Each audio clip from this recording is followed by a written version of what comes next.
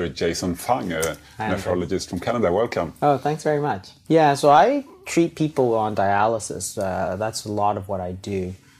And it's very disheartening because what happens is that when they develop their disease, they're so sick.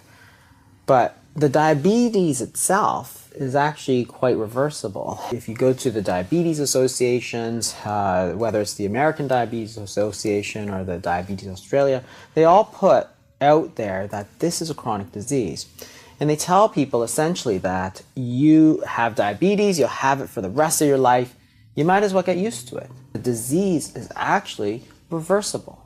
But you have to know how to reverse it. If you don't know how to reverse it, then you're just going to get worse. And the thing is that the drugs don't actually do anything for the disease. And this is also not controversial because the thing is that type 2 diabetes is a disease of too much insulin resistance. And that's not controversial. Everybody acknowledges that, right? So if you have very high insulin resistance, it's going to cause high blood sugar, right? But that's the symptom of the disease. The disease is actually too much insulin resistance. So the treatments that we give are all targeted at blood sugar, right? That doesn't make any sense because it's almost like, to give an analogy, if you have an infection, if you have a leg infection, well, you need to treat that infection. So what was causing it was bacteria. You give antibiotics. But that infection can give you a fever. But that fever is not the disease. That's what we've done with type 2 diabetes.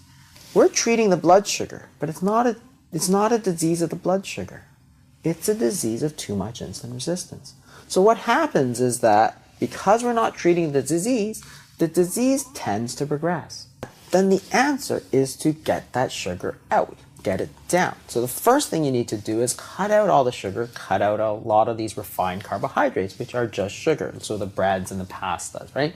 So they're all chains of sugar. That's all carbohydrates are, chains of sugar. As you eat them, they get broken down into sugar.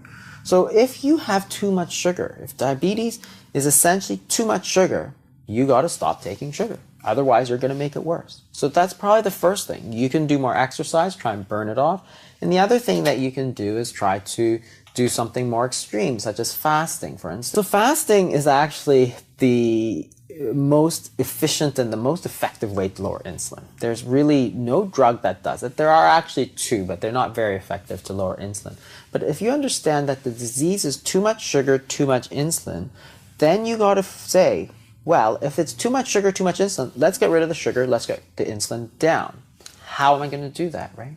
So the thing about the sugar, you can go on a very low-carb diet, a ketogenic diet, and that will get your sugars down. But it doesn't necessarily get your insulin down because the proteins and the fats still raise insulin. Not to the same degree that carbohydrates do, but they still raise insulin. So you can get that sugar down, but you won't get that insulin down. So you can actually put people on various periods of fasting because you're not taking anything. It's not simply low carb, it's low protein and low fat, right? It's nothing at all. So think about what's going to happen here.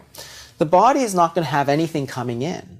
So what it's going to happen is it's going to start burning that sugar. And that's perfect. That's exactly what we want it to do. It starts burning sugar. After it burns the sugars, your sugars come down. You don't have to take medications. You don't have to take insulin. After that, it starts burning fat. And that's perfect. That's exactly what we want to do. And what happens during the fast is that your insulin levels go down. Perfect. That's exactly what we want. So what we're doing is we're burning off all that sugar and getting it out of the system, right? As opposed to just getting it out of the blood, we're actually getting it out of the entire body. So the fasting does both things. It lowers the insulin and it lowers the sugars. What's interesting when you look at fasting is that studies of fasting show the exact opposite. You don't have less energy, you have more energy. So there are certain things that get activated when you're fasting. So growth hormone goes up, for instance, to preserve lean muscle. Then you'd start burning just fat. Adrenaline goes up to give you more energy. And you're fueling all that energy with fat because you can measure free fatty acids in the blood and they go up.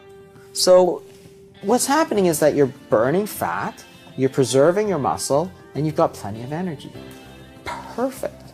That is like the perfect treatment.